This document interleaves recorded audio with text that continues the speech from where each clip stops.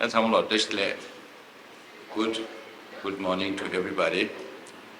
And I have always said that teachers play a very, very important role in shaping the mind of our future generation. So I make it a point to express my gratitude and respect to all the teachers who are involved in teaching and shaping our future. I know Hertperpur School is a special school in the sense that unlike other Tibetan schools where we have mostly Tibetan, we have both mix of Indian and Tibetan students.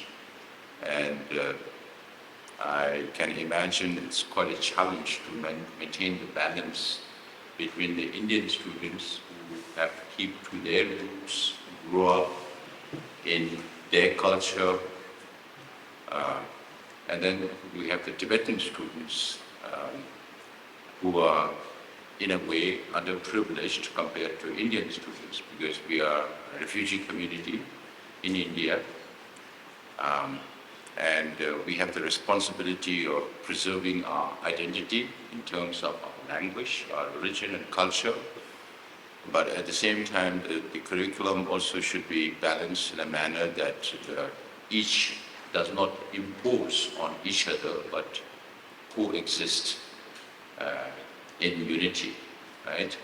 That's the challenge, and I think the principal and the school administration and all the teachers are doing a wonderful job.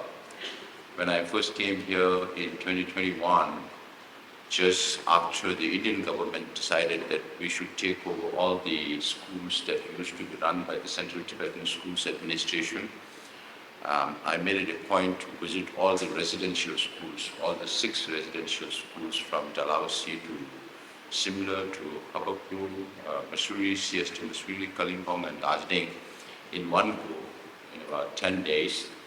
But it was not a very pleasant visit, if I recall, during my first visit here. If you were here 3 years ago, some of you must have witnessed what happened on this campus. We were very committed to providing education to children, whether it is Indian students or Tibetan students. It doesn't matter, because all of us are branded as Indians or Tibetan, but we are all human beings. We are all same human beings. And we have the responsibility also to pay back to the government of India, who has been very, very, how do I call it, very, very generous in their humanitarian assistance for the Tibetans since we came into exile here in India in 1959. So I'm very happy to see that the school is progressing very well under the leadership of the principal and the academic teachers and the administrators here. And we hope to look forward to a brighter future for all the students who are studying here in this school. So let us keep that going. Apart from the grant indeed that we receive from the government of India to fund this school, to pay for the teachers, the administration and all that, the Central Tibetan Schools Administration also provides extra amenities for the students that are distributed equally to all the Tibetan schools that are run by Tibetans, about 62 schools in all. With that, I thought today, I really appreciate all the programs that you have organized, the students who spoke, who recited poems. I think it's of very high quality. So that reflects the standard of the school in many ways. That's also the reason I understand there are so many students who want to get admitted here, but unfortunately we have limited capacity here. So please keep up the good work. I think the results also showed, but results are only part of what you are learning. Examination is not everything.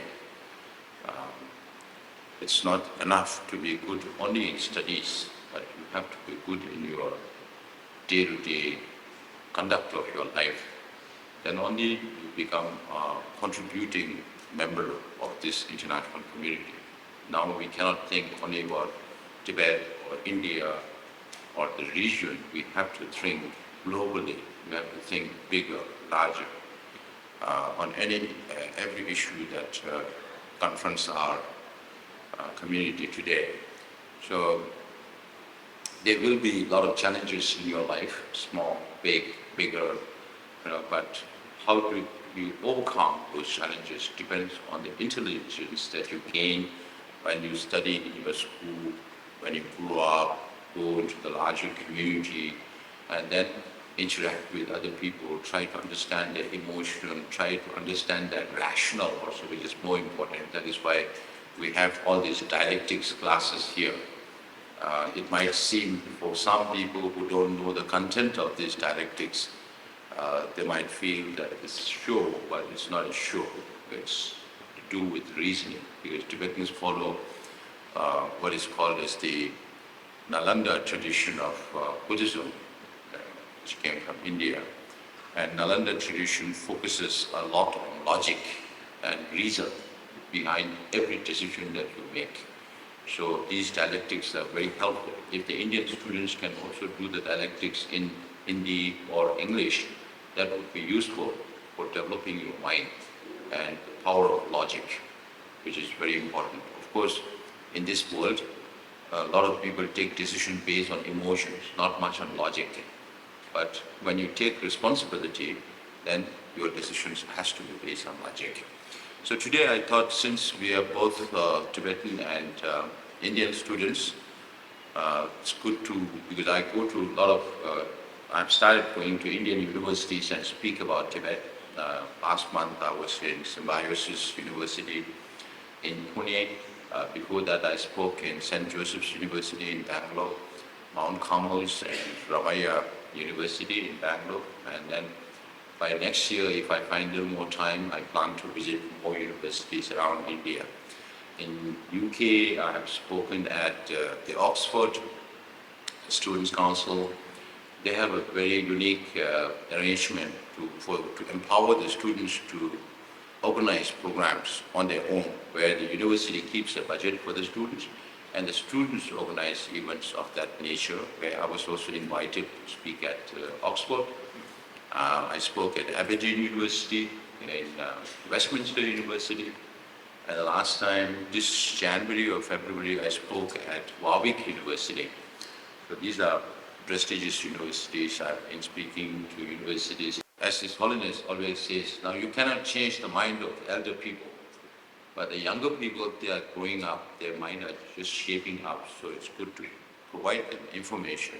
We are not trying to impose our will or our thinking on the children. Whenever I go to universities also, I tell them, we speak our perspective. Now, others may speak their own perspective, how they see things. Now, it's for the students, it's important that you listen to everybody who has different perspectives. Because for everything, there are so many different perspectives, different dimensions to issues. It's not just one-dimensional. So the more you understand different dimensions of an issue, then you are better placed to take the right decision, depending on all the feedback that you get from different sources. So today, we'll speak a little bit about India-Tibet relations, because that's not very well known. When I traveled around also, we have lived here for 65 years. In fact, I was born here, and many of my contemporaries have not seen Tibet. Some of the teachers may have come from Tibet and may have seen, including Gishila here, came from Tibet in 1991. And when you find time, you can spend time with Gishila separately to learn about his experience of his life in Tibet, so that you understand the nature of the Sino-Tibet conflict, why it is prevalent even today. So when I travel around also, we live under the illusion that Indians would know about us, because we have lived here in India for the last 65 years. But unfortunately, not many know about Tibet and the Tibetan people. The students here might also, even if you are studying in a Tibetan school run by Tibetans and funded by the government of India, you might have a very fuzzy idea of what Tibet is, even though you are only a few hundred kilometers from the Tibetan border. Even among the elderly people, there are very few people who understand Tibet as they should. So I will start with some basic information about Tibet. The story or the myth is also that the first king of Tibet, way back about 2,300 years ago,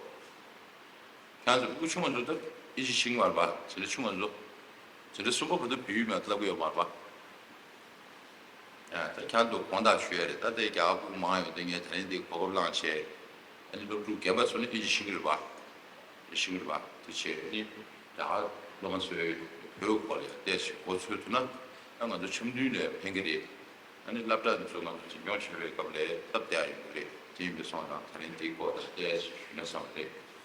So the first king of Tibet, according to some myth, was Prince Rupati, who came from India. And of course, this is just one version. There are other versions that the first king of Tibet also came from other parts of Tibet. But there are also two versions which says that the first king of Tibet came from India. One is Prince Rupati, and the other one was Prince from maybe Kuch Bihar area, present-day Bengal area. Webbed prince, supposedly left astray by their parents and came to Tibet and was recognized by the Tibetans. And he pointed at the sky, that he came from the sky. And Tibetans at those days used to respect the sky. So he was enthroned as the first king of Tibet, the shouldered enthroned king of Tibet. And since that time, the Yalung dynasty, up to 9th century, flourished. And Tibet at one time was a big empire in Central Asia, alongside China and Mongolia. So Tibetans in around 8th century conquered the capital of China, present-day Xiangyang, and we put a puppet king there in the place of the Chinese emperor. And we even went up to Samarkand, the present-day Uzbekistan. So that used to be the extent of Tibetan empire at one time. Now, the introduction of Buddhism is traced back to 3rd, 4th century, where we talk about a Tibetan king called Pathodori Genje, who received a sacred text which was not decipherable to the Tibetans those days because we didn't have a language. And that was kept as a sacred for many centuries, several centuries before we could decipher the writings on it. And then the King Songtsen Gampo sent his minister, I think most probably to Kashmir at that time, because Kashmir was a hotbed of intellectualism during those periods when there was a confluence of Buddhism, of Hinduism, of Islam, and all the intellectuals used to gather in Kashmir. And the Tibetan script came from India. Many people ask me whether Tibetan language has anything to do with Chinese language, because Tibet presently is occupied by China, but this Tibetan language has nothing to do with Chinese language. Chinese is pictographic, where the Tibetan language is based on Indian, Brahmi and Gupta script. Even today, when you study with the Tibetan students, you realize that when we recite our consonants, ka, ka, khana, cha, cha, chanya, ta, ta, thana, it's very similar to Hindi, right? You have ka, ka, kha, ga, nga, cha, cha, cha, ja, ja. But we have only 4 vowels, e, u, e, o. You have Hindi, many vowels. I forgot how many, aha, e, u, e, m, o, aha, so many things I forgot. But language is very similar to Indian language, okay? And then from 8th century, Buddhism flourished in Tibet. We started institutionalizing Buddhism. 7th century, the king Songtsen Gampo married a Chinese princess and also a Nepalese princess. Both of them brought a statue of Buddha from their respective countries because Buddhism spread to China much before it came to Tibet. So you have Chinese scholars who visited India in 3rd, 4th, 5th centuries. But Tibet was much closer. So Tibet is just your next door neighbor. But it didn't spread to Tibet till about 8th century. 8th century, we started institutionalizing the Buddhist centers.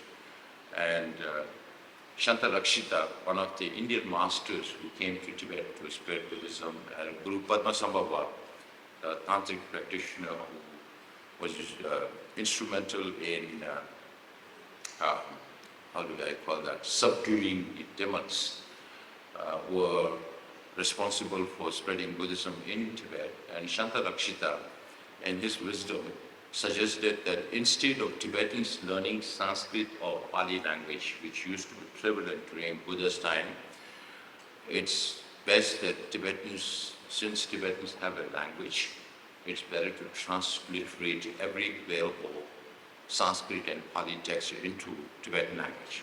And that's exactly what we did. So we must have had the biggest transliteration house in the world around 8th and 9th century, because we transliterated every available Sanskrit and Pali Buddhist text into Tibetan. So today, we are a repository of one part of ancient Indian wisdom, which is manifested in the messages of His Holiness the Dalai Lama to the world. Because His Holiness the Dalai Lama also says, I am a messenger of Indian wisdom. So India is a country that all Tibetans look up to. We call India the land of Aryavrat, all learned people, because it's a land of the Buddha, and we respect Buddha. We follow his teachings. That is why the relationship, even though we are a little different in look, I was born in Karnataka, so I say I'm a Kannadiga, because our mind is same. Because our way of life is dictated by our thinking. And our thinking is based on Buddha's teachings, which is very similar also to Hindus, because Hindus also consider on the higher level there may be differences.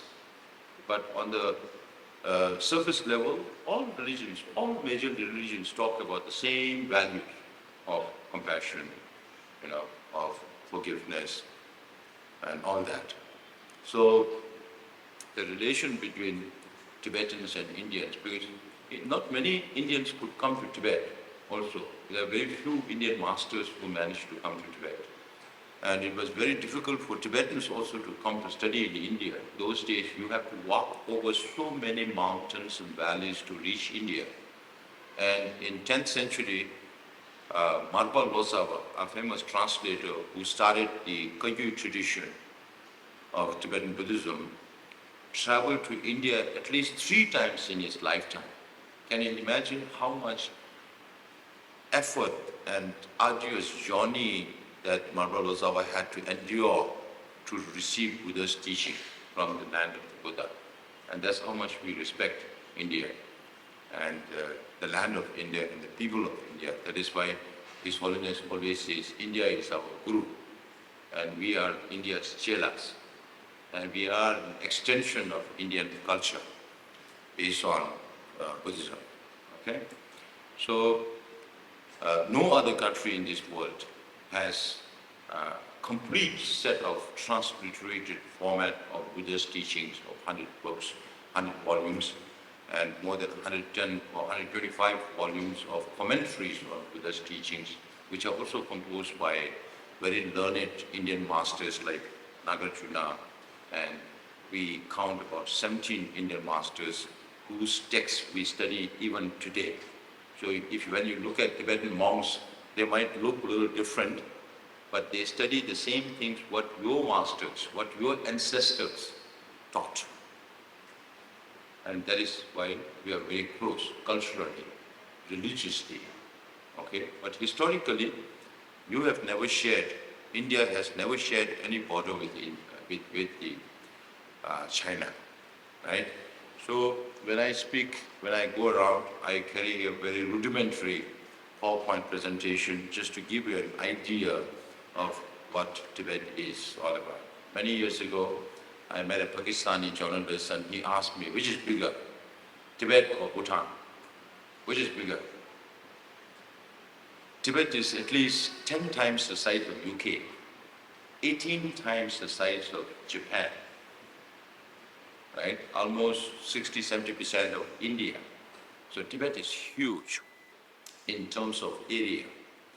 Tibet's border with India starts from Kashmir, Jammu Kashmir, to Ladakh, to Lahore Spiti, Darchula and all that, and then Tibet borders with Nepal, right? And then it touches Sikkim, and then it borders with Bhutan, and the whole of Arunachal Pradesh. So you have more than 3,600 kilometers of border between India and Tibet.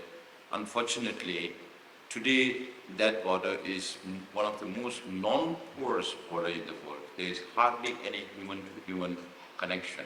You don't see too many Indians going into Tibet, or you don't see any Tibetans or Chinese coming into India through the Indo-Tibetan border. Of course, today it's being termed as Sino-Indian border, but then I keep saying that the Indian government still has not changed the name from Indo-Tibetan Border Police or Indo-Tibetan Border Force. They have still kept it Indo-Tibetan, not Sino-Indian. So which also underlies India's position on this border, because this border was demarcated by British India, McMahon, Sir McMahon, and Vincent Chatra of independent Tibet, right? So here I will provide you with a very basic idea of where in this map you can see the Tibetan plateau, right? It's not hand-drawn, it's all satellite images that you find these days, so it's real picture. And here you can see when we speak about the geo-strategic importance of Tibet, the location of Tibet itself in the heart of Asia, you can find the plateau. But the plateau itself is not the whole of Tibet. The plateau extends beyond the political Tibet.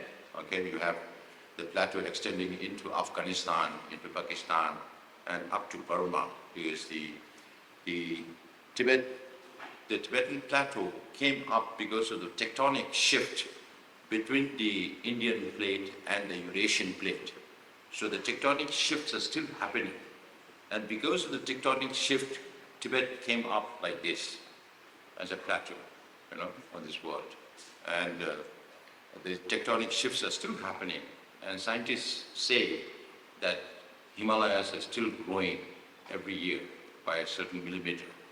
So that is the dynamism of the Himalayas, how it came about and how the Tibetan plateau came about. So in Tibetan, all the Tibetan students would know, when we recite the prayer for the long life of His Holiness the Dalai Lama, we say in Tibetan, Kangri Rabe Korbe Shinkham Dir. So when you translate that into Tibetan, into English, then it's called the heavenly abode, the land surrounded by snow mountain ranges. Now, why do we call it the land surrounded by snow mountain ranges? Now, this map taken from the Bay of Bengal, the satellite image of Tibet, shows the altitude of Tibet. It's very high. You're very close to the Himalayas, right? But we are more, when you go towards Mussoorie and then further beyond, those are more the foothills of Himalayas. The real Himalayas are very, very tall, the tallest mountain ranges in the world. So in south you have the Himalayas, and on the other sides you can see in the other maps also how elevated. So you have in the south you have the Himalayas, then in the west you have the Karakoram, in the north you have the Kundun ranges, and then also the Karakoram ranges. In the east there are a series of mountain ranges, right? So Tibet is surrounded by snow mountain ranges. That is why we say Kangri Rabe Ko Shinkham down. High altitude, it's mostly desert or it's mostly barren areas. Not all Tibetan areas are habitable because of mountains and valleys. It's not easy to come out of Tibet if you don't have aeroplane, because those days there were no airplanes or motor vehicles or roads for that matter. So to come out of Tibet is a very, very arduous job. Sometimes you lose your life just having to cross over the Himalayas.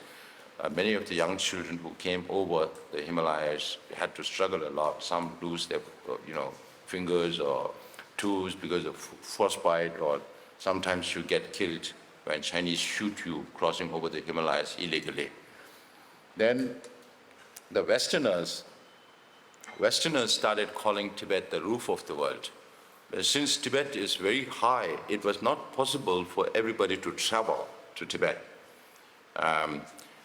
Most of the Westerners who came to Tibet were missionaries. They were Jesuit missionaries, Christian missionaries, who considered Tibet as the last frontier where Christianity could not spread, right?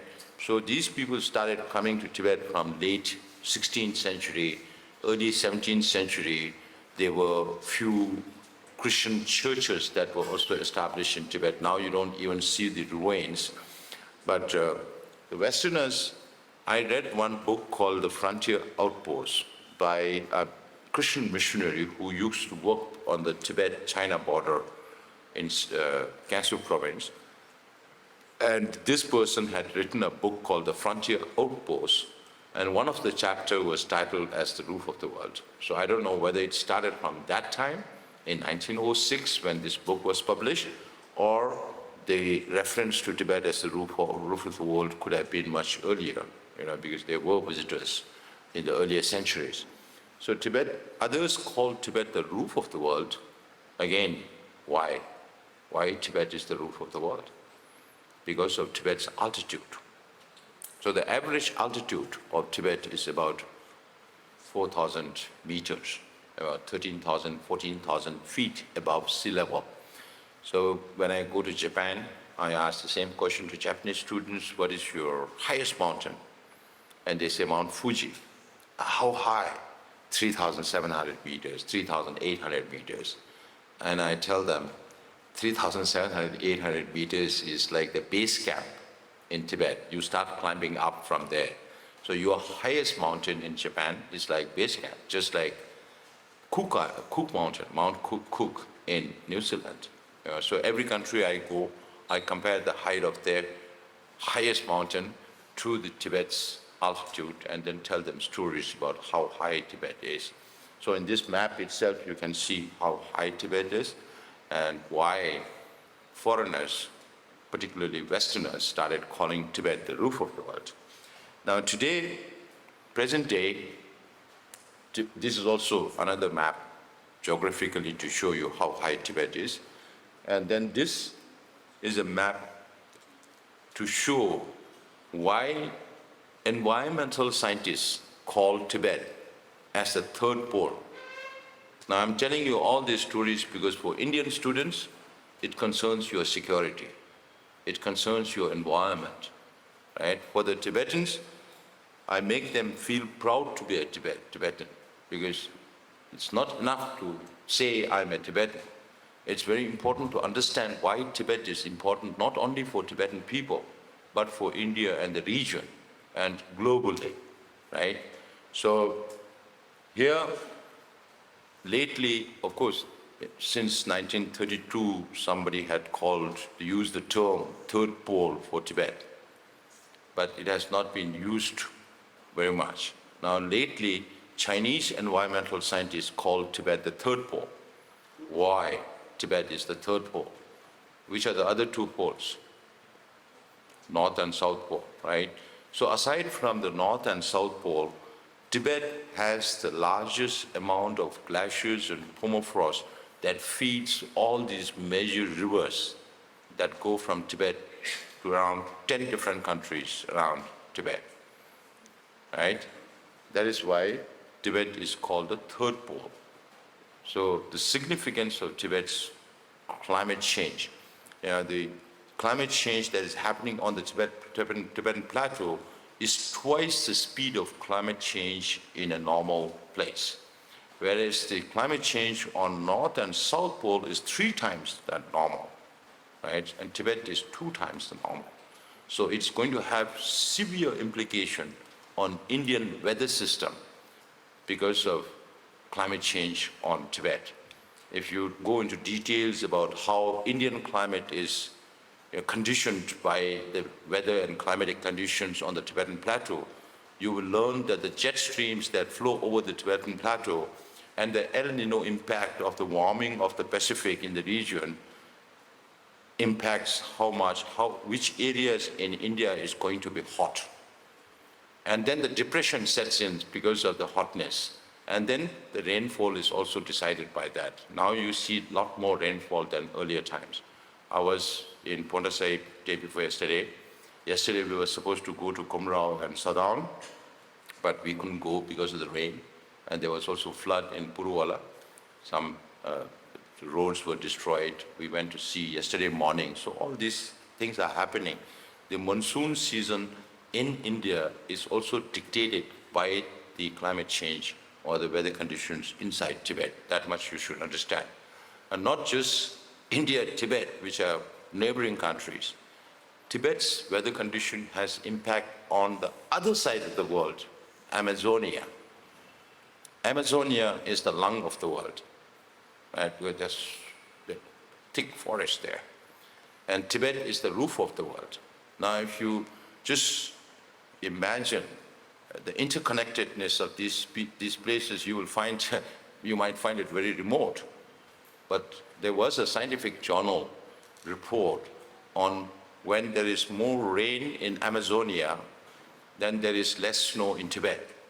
And when there's more snow in Tibet, then there's less rain in Amazonia.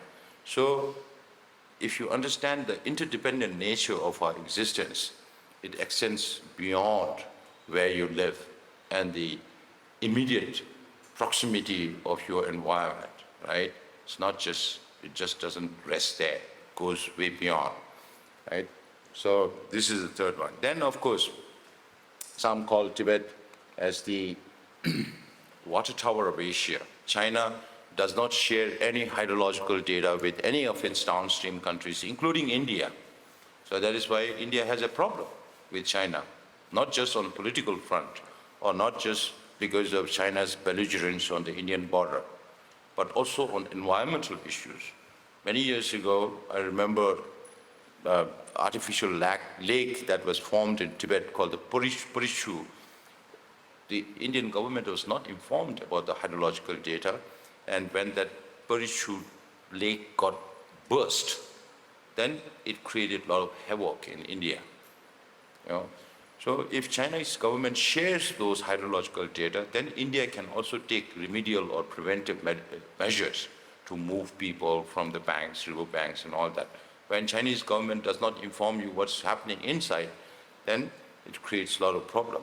Now, because of the melting of ice or glaciers on the Tibetan plateau, now a lot more artificial lakes are being created, right? And China is harnessing Tibet's water like there is no boundary. It might have severe implications on themselves also. So when we talk about Tibet as the water tower of Asia, then you talk about these major rivers. In the east, if you see, you have the Yangtze. Yangtze originates from the Tibetan plateau. And Yangtze is the cradle of Chinese civilization. We call it the Machu River in Tibet. It originates from Tibet and travels all the way into northern China. And because of this river and the other river called the other river called the Yangtze, this is Yangtze, originates from Tibet and goes into southern China. This goes into northern China. Without these two rivers, China cannot support its 1.4 billion people. More than 50% of China's water is polluted. It's only fresh water, ice water that comes from Tibet and that saves Chinese lives. So it has to be of great importance and significance for the Chinese government to preserve the watershed area that is called Tibet, right? In 1998, there was a huge flood across the Yangtze, and it resulted in so many lives being destroyed and so many properties also destroyed. And still they are not learning enough lessons because they are building multiple dams on these rivers on the Machu, on the Dishu.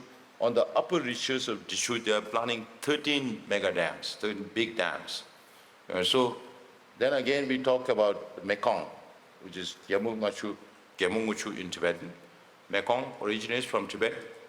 It flows into 5 different Southeast Asian countries, right? Laos, Burma, Cambodia, Thailand, and Vietnam. So Tibetan river that originates from Tibet flows into 5 different countries in Southeast Asia, and this Mekong River is a major lifeline for these people. Now, when I travel to these countries, I hear a lot more stories about people's livelihoods being changed because of the river condition that's coming into from Tibet. And China has built multiple dams on the Mekong alone. Last time I counted dams that were finished and dams that are in the planning stages were about 32 before it reaches the next country. And then you also have Salween and Irrawaddy that originates from Tibet, and Salween and Irrawaddy that goes into Burma, right? And then you have the Tsangpo, the Brahmaputra. In India, it's called Brahmaputra. In Tibet, it's called Tsangpo. And in Arunachal Pradesh, it's called Siang River. And this originates from Western Tibet, comes all the way to east, and takes a U-turn to come into Arunachal Pradesh, and then into Assam and Burma. Now, the Chinese government is building a mega dam at this place called the Great Bend. This is called the Great Bend, where the Tsangpo takes a U-turn to come into India, right? They are building a mega dam twice the size of Three Gorges Dam, which is the biggest in the world. And that's also in China, right? And this mega dam is supposed to produce 3 times hydroelectricity than the Three Gorges Dam. So you can imagine when China is building a mega dam of this size at this place called Pema, then you can imagine how much land is going to be inundated upstream. How many kilometers of land will be underwater? How much of flora, how much of fauna, how much of villages and towns that would be submerged because of this bank. That is very little compared to what could happen in the future. Because this whole region, this whole Himalayan region is a seismic zone. You always hear about some or the other earthquake happening. 100 years ago, or 115 years ago, there was a huge earthquake in Himachal Pradesh. It destroyed many buildings, including the building that young husband used to live in Dharamsala, right? So here, this is a major problem for India, because I traveled to Arunachal Pradesh about 2 years ago. Fortunately for us, the state government gives us state guest status, and when I travel around, the state government sends helicopter for me to travel, and I traveled from one Tibetan settlement called Meo to another Tibetan settlement called Tuting on the Indo-Tibetan border, right? And we were taken over the Brahmaputra in the helicopter, and I could see that the river that comes out of Tibet, which should be pristine clear because it was not rainy season, it was a normal season. It's very murky when we were traveling on that river, right? But the tributaries that joins the Brahmaputra was pristine clear, very clear, like, you can see from the sky. So, which means to say, and when I asked the locals, they told me it has not been happening for the last few months. This has been going on since 2018, which means that China is doing a lot of work at this place called Pema here in this area. And if something happens to this size of a dam, what will happen to people in Arunachal Pradesh, Assam, and Bangladesh? They are all going to be washed away. So it's going to have catastrophic impact, consequences on neighboring countries. Then you also have Karnali, River Karnali that flows from Tibet into Nepal, and then it joins the Ganges. Then you have the Ganges also originating from the Indo-Tibetan border. Then you have the Indus that originates from Tibet and goes into the last month or 2 months ago, I was in Ladakh before I traveled to the United States. So there also we could see Indus as the border between Tibet and Ladakh. And Indus, that originates from Tibet, is home to one of the most ancient civilization. What is that? The Indus Valley civilization, right? So this is how important Tibet is, not only to Tibetan people, but to the whole region. So all these countries that I talked about, from Pakistan, India, Nepal, Bangladesh, Laos, Burma, Cambodia, Thailand, Vietnam, and China, 10 different countries. The majority of their perennial waters come from Tibet. And these waters are sources of food for the region. So we are talking about serious food security and water security issues in the future. And some people say that Third World War could happen because of water. If that is the case, then Tibet is a huge bio hotspot, right? And that is how important Tibet's environmental condition is to the whole world, and not only to Tibet and the region.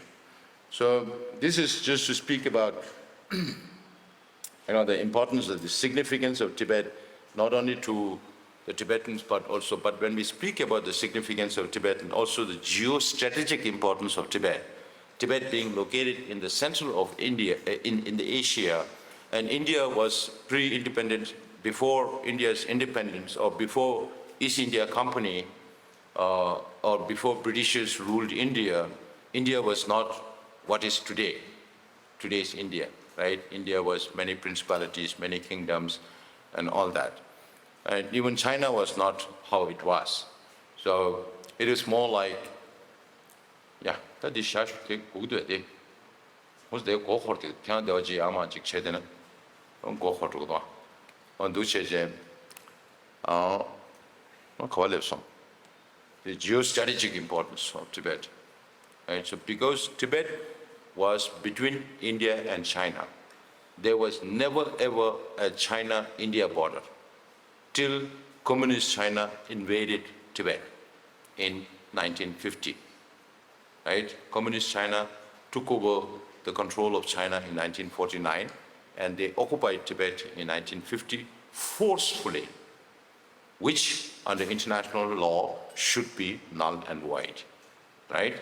So when we speak about geostrategic importance of Tibet, then we also speak about the history of Tibet. So I provided you a very brief overview of the history of Tibet up to 13th century. 7th to 9th century, Tibet was a huge empire. Then Tibet disintegrated for about 400 years.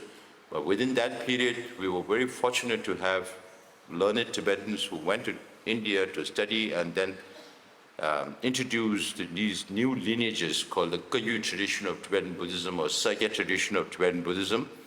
And then 13th century, we first developed relations with the Mongols when Genghis Khan became a big power in Asia, and the fifth Khan, Kublai Khan, following Mongke Khan, we developed relations with Kublai's father.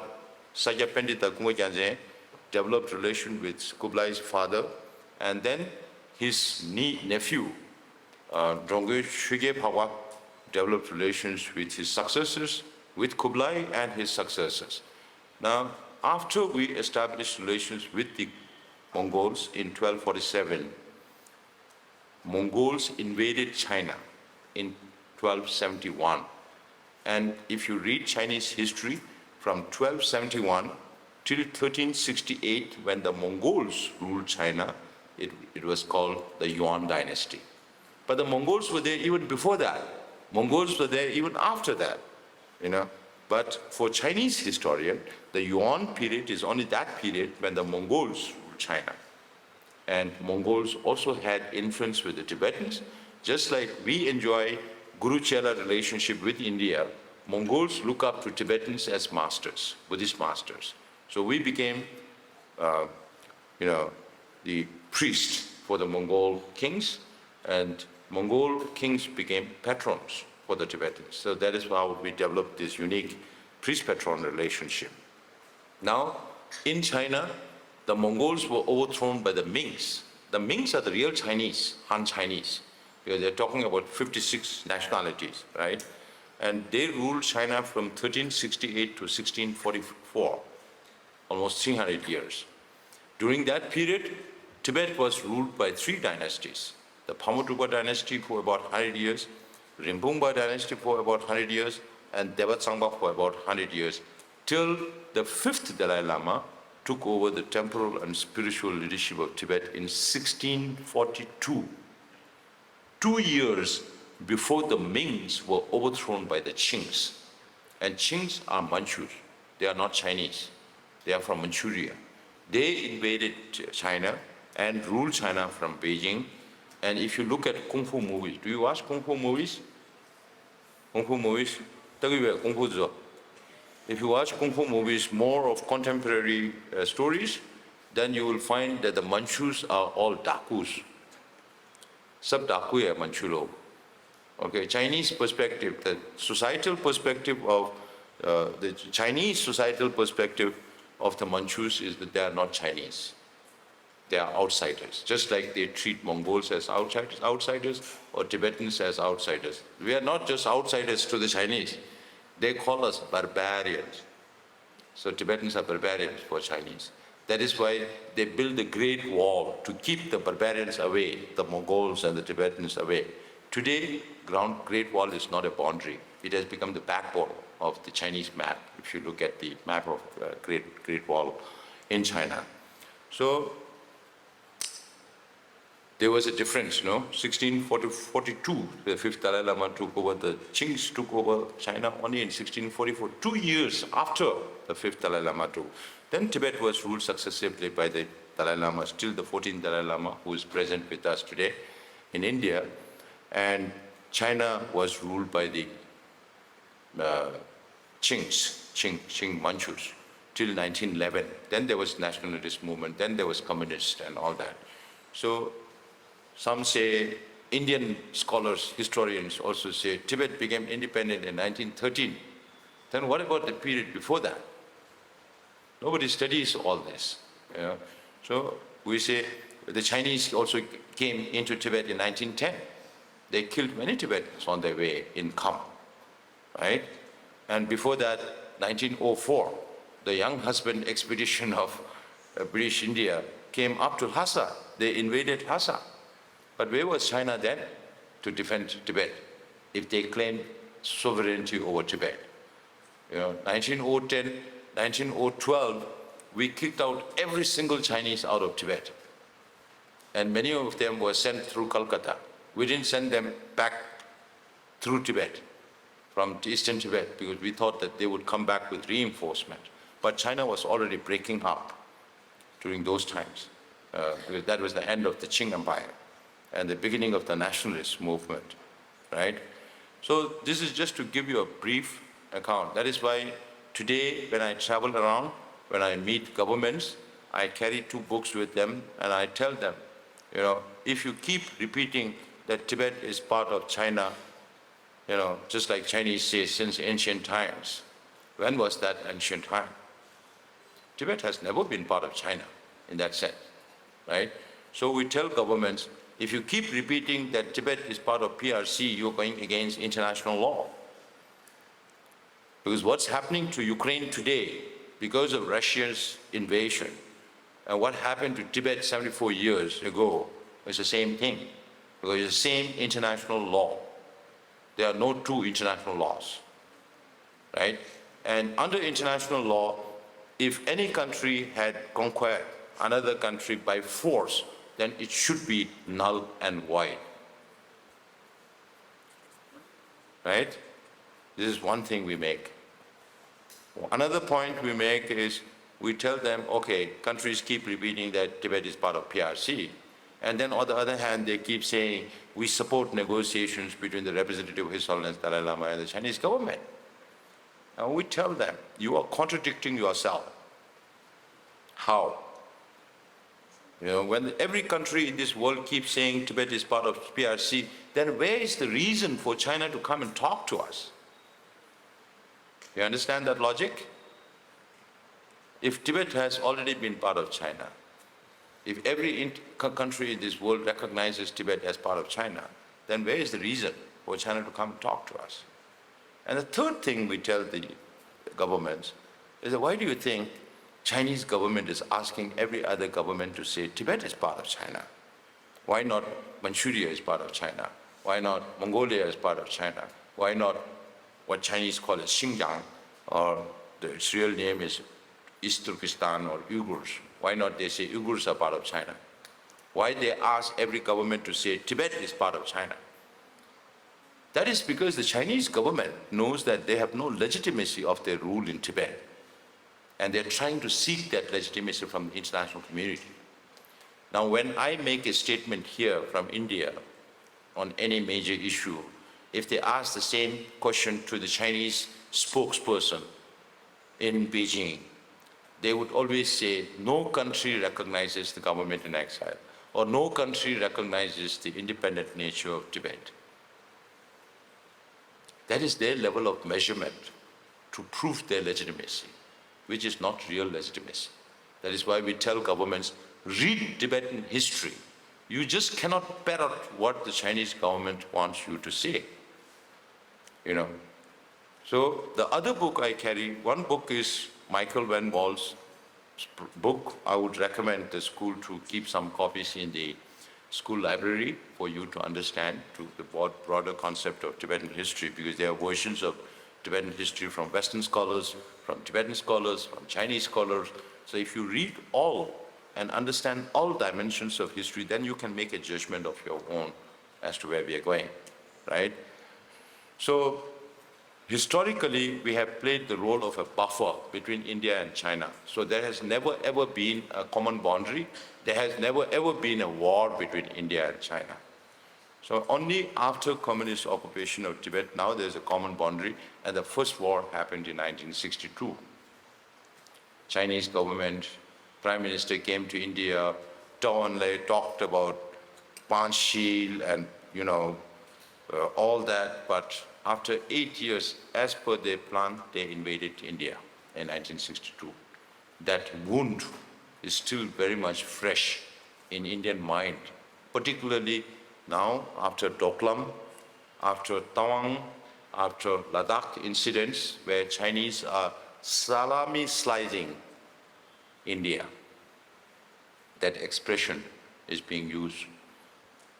It's not necessarily applicable to Hindus who don't eat, or the Muslims who don't eat pork. But salami is pork. They cut small pieces. So Chinese come from the Tibetan side 20 kilometers. When you complain, they go back only 10 kilometers. So they are already in 10 kilometers. And that's how they salami slice India's territory.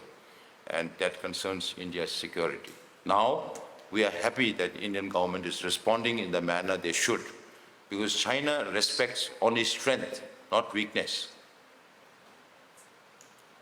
Earlier, Indian foreign policy is directed only towards Kashmir. Jammu, Kashmir, Pakistan, all the time it's only Kashmir, Pakistan. That is because China maintains a very close relationship with Pakistan to contain India. Pakistani people don't need missile technology to kill other people. They need better employment, better education. But Chinese government is supplying Pakistan with nuclear technology, missile technology. Against whom? That's understandable, right? And China is funding Pakistan with what they call as the Pakistan-China Economic Corridor, with $60 billion worth of investment. After Imran Khan became the Prime Minister, perhaps he managed to renegotiate the deal, but it's still a lot of money. And they are not talking about just building a railway. I read a newspaper report in Thailand. I asked them why you are not encouraging Belt and Road Initiative from China. And they said that China is not asking for only the railway track. They are asking for 50 meters on both sides of the railway track. And if the railway track is long, then you have to, concede so much area. And when there's no security, then they will start sending their own people as security. And that's how they come into other countries, interfere in every countries. So it's important to understand China, particularly for Indians. Now there is a lot more interest from India also, even from South India. Now security issues are not restricted only to Himalayas, which is the land border, right? Now security extends beyond the Himalayas, where China talks about land Silk Road. Now China talks about maritime Silk Road, right? When you say maritime Silk Road, it becomes now the South China Sea is a hot topic, because China claims the whole of South China Sea as their own. Thousands of kilometers from the last beach from China, much closer to Philippines, Malaysia, Brunei, and all the Vietnam and all these countries. They are claiming everything. So their hegemonistic ambitions are very much there, starting from Tibet and other countries. Now it extends beyond, and that includes China's belligerence on the Indian border. And India is also standing up to its position. So today, Indian government's position is that if there is no disengagement from all sectors, including the last two sectors in Ladakh, there will be no normalization of relationship. Prime Minister Modi tried his best. After he became the Prime Minister, he invited President Xi to his home place in Gujarat. He invited President Xi to Mamallapuram in Tamil Nadu. He himself went to China in Beijing, Shanghai and all that. He went to Wuhan second time. There was a lot of bonhomie, there was a lot of attempts to normalize relationship, build better relations, but it didn't work out, because China says something and do something totally different. They don't want two major powers in Asia. They want to be the supreme power in Asia. In fact, they want to be the only power in Asia, what they call as the Middle Kingdom. China does not treat India as equal. When it comes to China's relation with United States, then they say United States is not treating us as equal. But is China treating India as equal? Japan as equal? Korea as equal? No, they are not. So they have double standard on everything. One of the foremost Indian socialist leaders used to say that communism is built on the foundation of lies. And that continues today, even today. Communists believe that if you repeat the lie 100 times, it will turn into truth. So if they think that they can claim their right over Tibet by making countries repeat the same statement, they are wrong. So today, we are very committed to finding a peaceful solution, a negotiated solution, a solution that is mutually beneficial both for the Chinese people and the Tibetan people, which should extend to the larger Asian subcontinent, right? And we are committed to follow the non-violent means of resolving conflicts. That is why when I give interviews to major news channels, I always thank them for giving time for non-violence, because there's too much focus on violence. We talk about Israel, Gaza, we talk about Russia, Ukraine, but these are the only two things that you see most on television. There are 55 violent conflicts going on in this world as we speak.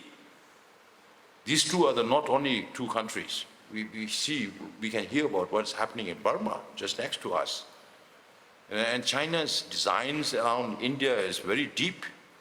It's not just from the Himalayas, as I was talking about. They are talking about the maritime Silk Road. If you take the South China Sea as a major trading route, sea route, then you have the Malacca Straits. Then Cambodia, China has given a lot of loan to Cambodia. Cambodia is not able to pay back the loans. So they have taken over part of the Sihanoukville port. China has taken over the Coco Islands in Burma. From there, they watch the whole of Bay of Bengal, and which is a huge security threat to India. Now they have taken over the Hambantota port in Sri Lanka, because Chinese government funded building an airport in Sri Lanka and a major seaport. are telling the Sri Lankans that they are going to build this maritime Silk Road and Sri Lanka will become a major hub for flight and sea route. But the business has not picked up. Sri Lanka went bankrupt last year. They didn't have enough money to buy papers for children's examination. This year, they had election. Dissanayaka, a pro-left leader, won as the president of Sri Lanka. But since Sri Lanka is not able to pay back the loan, they have taken over the Hambantota port. Now this is too close to India. And because of Hambantota port, because of Coco Islands, because of its entrenchment in the Sihanouk Whale port, China is using those leverages to measure the sea. Now they have measured the whole of Bay of Bengal under sea. They can track where the pipes are going. They can track where the internet cables are going under sea. And these are serious security threat for India. Now, China has built better relations with Maldives. Maldives President Muisi was here a few days ago, but the relationship is not very good. They decided to kick out every Indian army from Maldives. This year, by May 10th, every single Indian army was asked to leave Maldives. And they built better relations with China. And China uses Tibet water as a diplomatic tool. Maldives is having drinking water problem. So China sends Tibet glacier water to Maldives as a diplomatic tool to better relations. Now, because of China's relation with Maldives and the original idea of the commercial port like Gwadar in Pakistan now has become a military port because Pakistan is not able to pay back loan to the Chinese government. So this is what is called as debt diplomacy, creating more debts, give more loans, create more debts, people are not able to pay back, then you take over their land, which are strategic land, not just that. And the relation between India and Pakistan is defined as higher than sky. Chinese have very flowery languages to describe those relations. Higher than sky, deeper than ocean, sweeter than honey. That is how they define the all-weather relationship between India and Pakistan. So what we believe is that if there could be a non-violent solution to the Sino-Tibet conflict, then it could have cascading effect in the whole region where there will be a lot more trust between countries. China does not need to support Pakistan as they are doing if there is better relation between China and India, right? But there could be more peace, more prosperity in the whole region. So these are some of the things that I want to tell you, just to give you an overview since we are all now living together, studying together, we live as a community of humanity together. It's important that we all understand each other, our background. Of course, we remain very, very grateful to the Indian government and to the people of India for granting us asylum to be able to stay here. The Indian government has been very, very generous in their humanitarian support for the Tibetan. On political front, we still expect a little more, but it's not so forthcoming. But we still will work together. And we enjoy a very transparent relationship with the Indian government. And we are also very proud to be, as I mentioned before, a repository of ancient Indian wisdom. So we have to keep this relationship going, and particularly from the Indian student side, when you grow up to become administrators or leaders in your area, don't forget about our people, right? Some Indians are not very good because they understand about Tibet too much and then they create problem. But most of the Indians who have studied with the Tibetans, lived with the Tibetans, appreciate the Tibetans and also try to give back to the Tibetan community just as we are trying to give back to the Indian community for what the Indian government has done to us. So we also receive a lot of support from other governments. So in fact, because of Indian government, we are the only exiled government with a fully functional democratic polity. So we have our Supreme Justice Commission that functions more like an arbitration, and we have our cabinet, our parliament in India, in Himachal Pradesh, in the next state to yours. And we have 37 Tibetan settlements spread across India from east to west to north to south. And I have to visit every single community. And now Tibetans are spread across more than 25 different countries around the world. And I have to travel to all these countries to meet with these Tibetans. Now that His Holiness the Dalai Lama is going to be 90, he is not able to travel as much as he used to do before.